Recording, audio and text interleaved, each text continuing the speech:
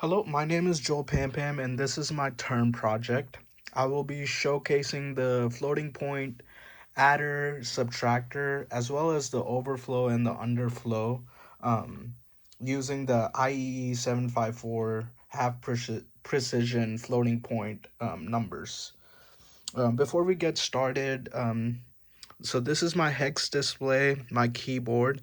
The keys that I'll be using today is key 2 to key in my operand A, key 3 to key in my operand B, and then key 4 to showcase the result of the addition or subtraction. And then I also use key 0 here to reset. Okay, and I will just go through the different cases here. So the first test case is 3.75 plus 5.125. So 3.75 in hex is 4380. So I will enter that in, 4380. So I'll press key 2 to store that in A. And then 5.125 is 4520. So 4520, key 3. So that has my B, showcasing my B.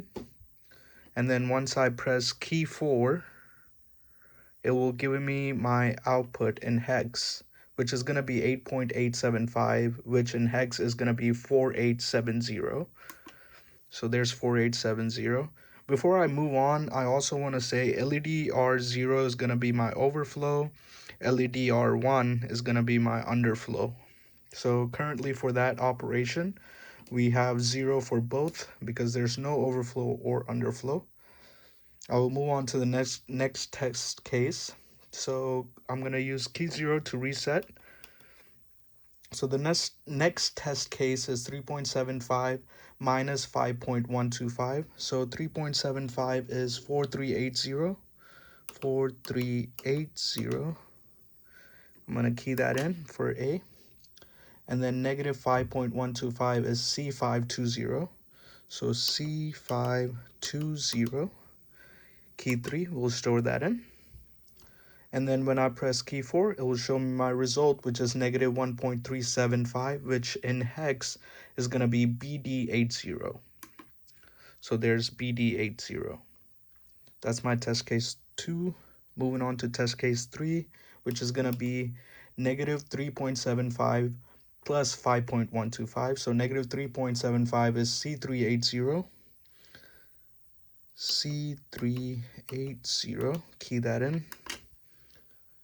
And then 5.125 is going to be 4520. So 4520. Key 3 will store that in. And then key 4 will give me my result, which is going to be 3D80, which in decimal is going to be 1.375, positive 1.375. And then no overflow or underflow. I'm going to reset. The next test case is 9.5 plus 0.5625. So 9.5 in hex is 48C0. So 48C0, key that in. And then 0.5625 in hex is 3880. So 3880, key 3. So that has A and B. Now when I press key 4, it's going to show me my result, which is going to be 10.0625, which in hex is 4908. So that's my result, 4908. Okay, the next test case is 9.5 minus 0.5625. So 9.5 in hex, as just like before, is 48C0. 48C0. Key 2 to store that. And then negative 0.5625 is B880. So B880, key 3 will showcase that. And then key 4 will show us the result. So 9.5 minus 0.5625 will give me 8.9375, which in hex is 4878. So that's one of my test cases. And then the next test case is negative 9.5 minus 0.5625. So I'm going to clear this. So negative 9.5 in hex is C8C0, C8C0, key 2, and negative 0.5625 is B880, B880, key 3. And the result of that will be negative 10.0625, which in hex is C908. So key 4 will showcase that, C908. I'm going to use key 0 here to reset and go to my next test case, which is going to be 125.125 minus 12.0625. So 125.125 is 57D2, 57D2, key that in. And then negative 12.0625 is going to be CA08. So CA08, key 3. And the result of that operation is going to be 113.0625, which in hex is 5711. So 5711 is my result. Again, no overflow or underflow here. My next test case is 1000 plus 1049. So I'm going to reset here by pressing key 0. 1000 in hex is 63D0. So 63D0, key that in. 1049 in hex is 6419. Key that in, 6419. And then my result of that is going to be 2050, which in hex is going to be 6801. The true result would have been 2049, but due to the ULP, or the least significant rounding error that happens, it's going to be 2050, causing it to be 6801. Okay, moving on to my next test cases. These are to test my overflow and underflow. So I'm going to be testing 65,504 plus 65,504, which in hex 65,504 is going to be 7BFF.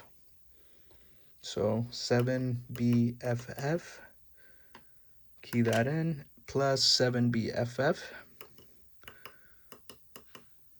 key that in.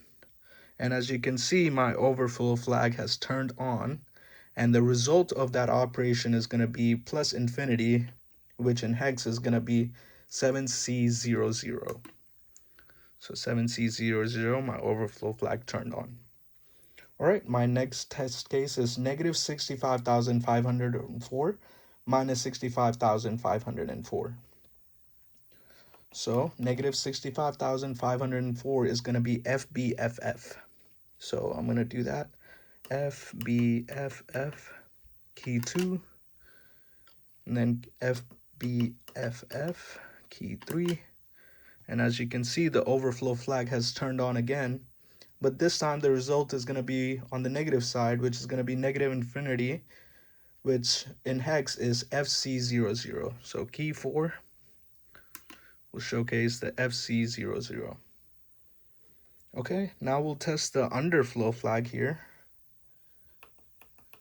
So for my first test case here, I'm going to do 0.0000610948, which in hex is 0401.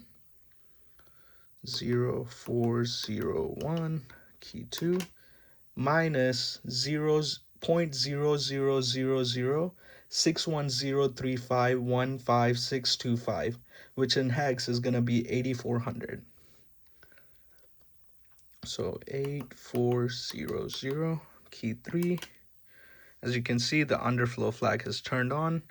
And when I press key 4, it's going to show me plus 0, which is just going to be all zeros in hex. So key 4. As you can see, the underflow flag is turned on, and my result is all 0, indicating it's a positive 0. Okay, moving on to my last test case here. I'm gonna clear it. My last case is gonna also test the underflow flag, but this time we're gonna try -0 as our result. So my A is gonna be 0.000244140.625, which in hex is 0C00, 0C00. Key 2 is gonna key that in. And my B is going to be -0.00024437904.358, which in hex is 8C01. So 8C01. And then key 3, we'll key that in. And the result is going to be -0, which in hex should be 8000.